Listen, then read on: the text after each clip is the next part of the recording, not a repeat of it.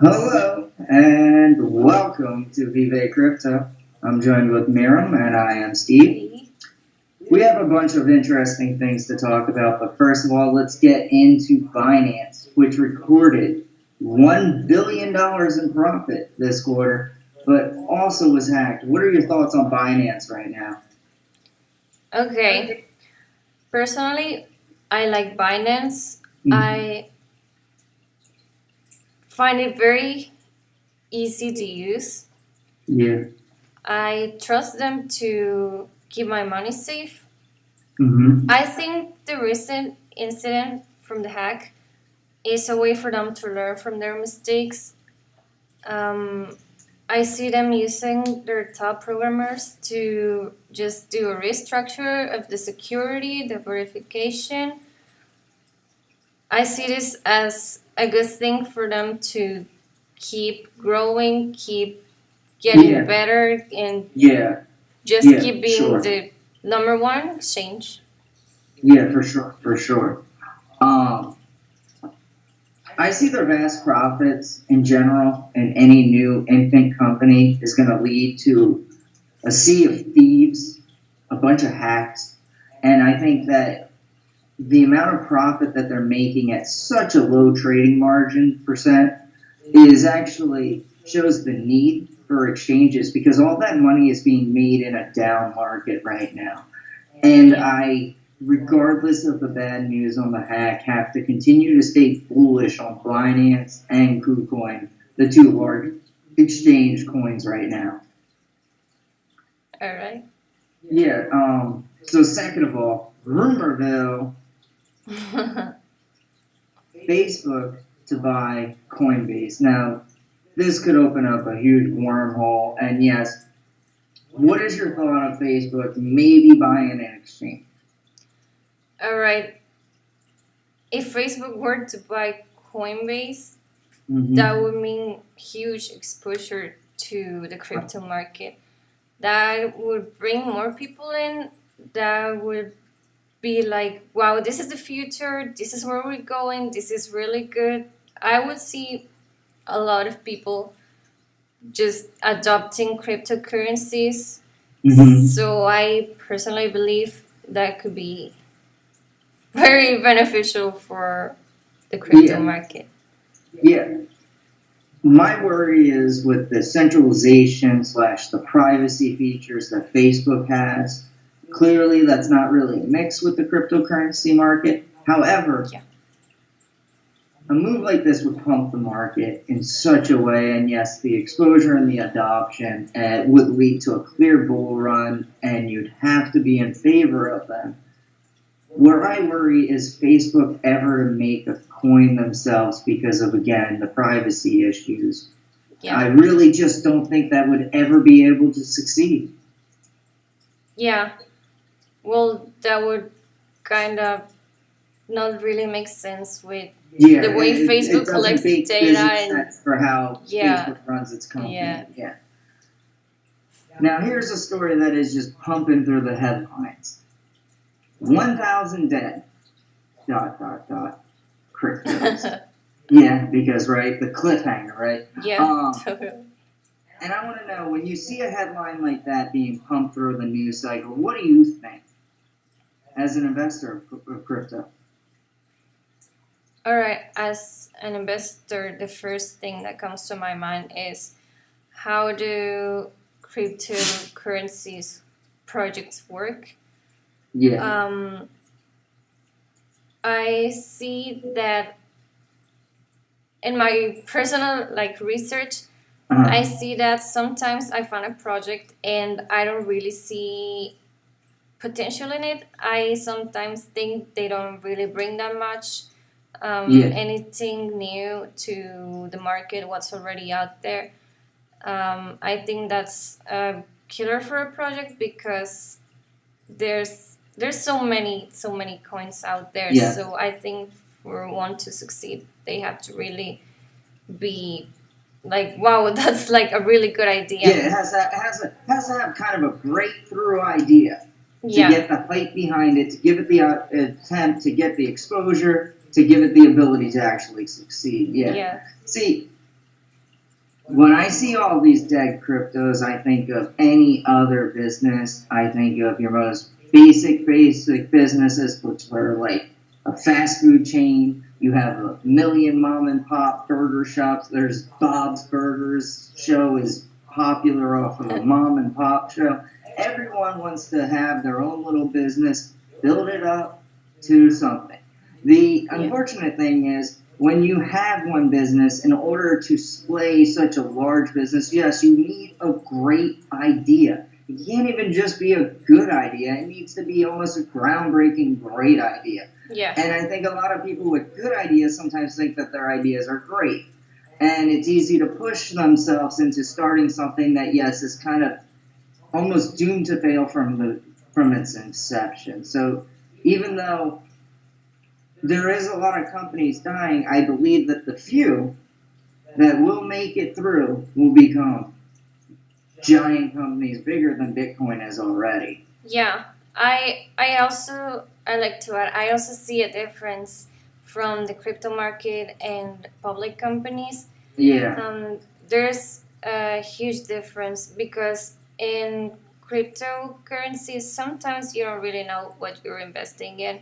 Yeah. Sometimes you don't know the team behind it. Sometimes you don't know if their project is real. You don't know. Yeah, there's the lack of transparency makes investing in cryptos difficult at times, for sure. Yeah, and that just makes you more likely to fall fail into a scam because you don't really know where you're putting your money in. So yeah, that's definitely definitely one thing that I perceive. Let's just take it a little different direction, okay? Yeah. Let's go straight to one of the weirdest stories you'll ever hear in cryptos.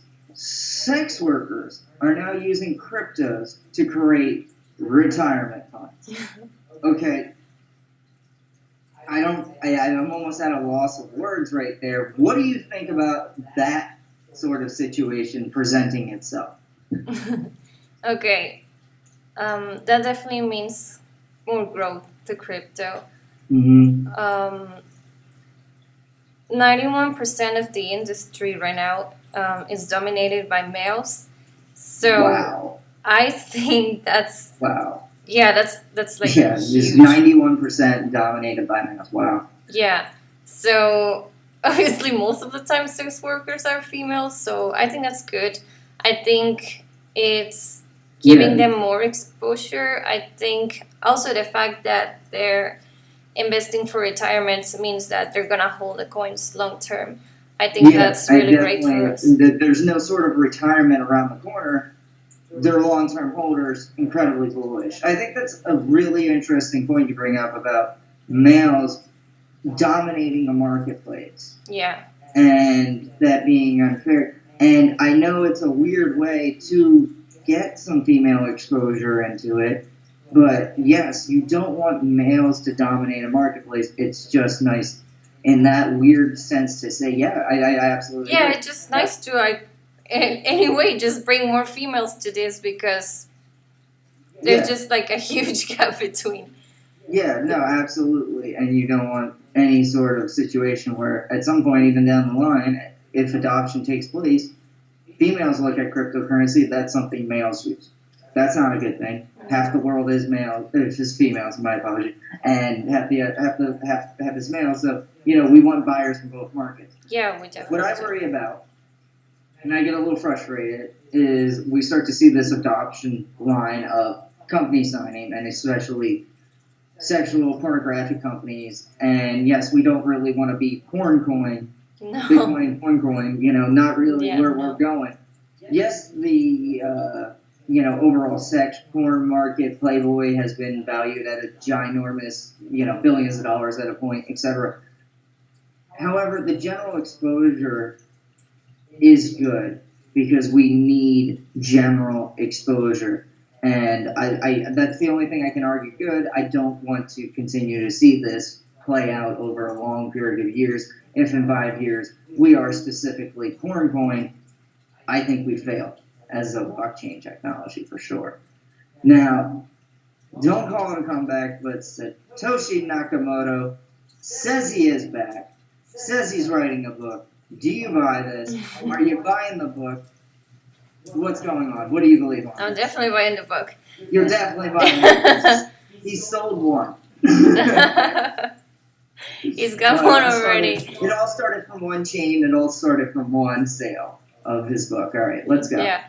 All right. I believe that there's a huge possibility it's the real one. Honestly, Satoshi is a really mysterious person to me. So I wouldn't say like definitely he is coming back and writing his book. Yeah. But I have seen people talking about it and making kind of theories about how he created the first block and the Genesis. Genesis block and all of that. So I feel like that may have drawn his attention to like make a comeback, like say, hey, I'm writing this book so you know like the truth. I feel like that could potentially be and there is absolutely some possibility he is making a comeback, and especially if people are questioning the Genesis block, right? That might lead to the possibility of why you want to come back. You want to explain directly, hey, this is how, blah, blah, blah. Yeah. I don't feel it so much. I don't even think Bitcoin was directly created by a person. I believe it was created by a team. I look at a simple website and I think, I can't even. The paintstorered.com was probably created by 3 people. Bitcoin, in my mind, could not have been created by one person. It had to be a collective team. And I kind of think that the likelihood that a collective team, any one of those members would kind of come out and break the trust of everyone else kind of seems off.